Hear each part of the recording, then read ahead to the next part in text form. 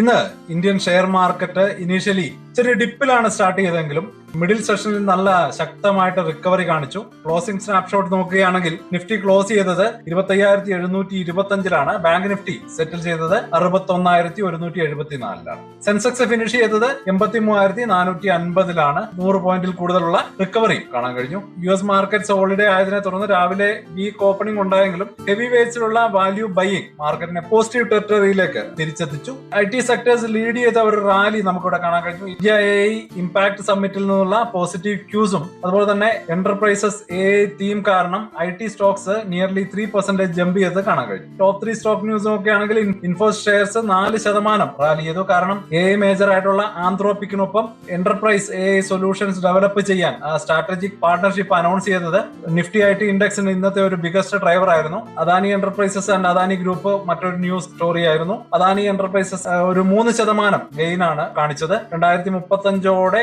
100 billion investment plan AI ready data centres announce ചെയ്തത് investor sentiments boost ചെയ്തു. അടുത്തായിട്ട് Cochin shipyard ആണ്. കൊച്ചിൻ ഷിപ്പ്യാർഡ് 5000 കോടി ministry of defence survey vessels പ്രോജക്റ്റിൽ L1 ബിഡർ ആയിട്ട് എമർജിംഗ് ചെയ്തതോടെ സ്റ്റോക്ക് ഫോക്കസിൽ എത്തിയിട്ടുണ്ട്. നെഗറ്റീവ് സൈഡ് നോക്കുകയാണെങ്കിൽ ഓല ഇലക്ട്രിക് ഷെയർസ് 5% ക്രാഷ് ചെയ്തു.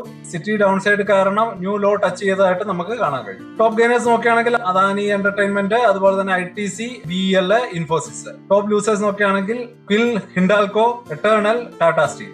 ഓവറോൾ മാർക്കറ്റ് വ്യൂ നോക്കുകയാണെങ്കിൽ IT സ്റ്റോക്സ് സ്ട്രോങ് ബൈയിങ് കണ്ടപ്പോൾ മെറ്റൽ സെക്ടർ പ്രഷറിലായിരുന്നു. Gold and silver price decline വന്നിട്ടുണ്ട്. അതുപോലെ തന്നെ PSU ബാങ്ക്സിൽ പോസിറ്റീവ് സെന്റിമെന്റ്സ് മാർക്കറ്റ് സ്റ്റെബിലിറ്റിക്ക് സഹായിച്ചു. AI തീം വീണ്ടും മാർക്കറ്റിൽ സെന്റർ സ്റ്റേജ് എടുക്കുന്ന ഒരു സാഹചര്യമാണ് കാണിക്കുന്നത്. അപ്പോൾ മാർക്കറ്റിൽ ഇത്തരത്തിലൊരു പോസിറ്റീവ് മൊമെന്റം നമുക്ക് ഇവിടെ കാണാൻ കഴിഞ്ഞു. തീർച്ചയായിട്ടും വീണ്ടും മുകളിലേക്കുള്ള ഒരു മൂവ്മെന്റ് അല്ലെന്നുണ്ടെങ്കിൽ മുകളിലേക്കുള്ള ഒരു സ്ട്രെങ്ത് മാർക്കറ്റ് കാണിച്ചു തുടങ്ങി എന്ന് തന്നെ നമുക്ക് കരുതാം. അപ്പോൾ ഇത്രയുമാണ് ഇന്നത്തെ മാർക്കറ്റ് റൗണ്ടപ്പിലുള്ളത്. നാളത്തെ വിശേഷങ്ങളുമായിട്ട് വീണ്ടും കാണാം. അതുവരേക്കും ഹാപ്പി ഇൻവെസ്റ്റിംഗ്. ബൈ.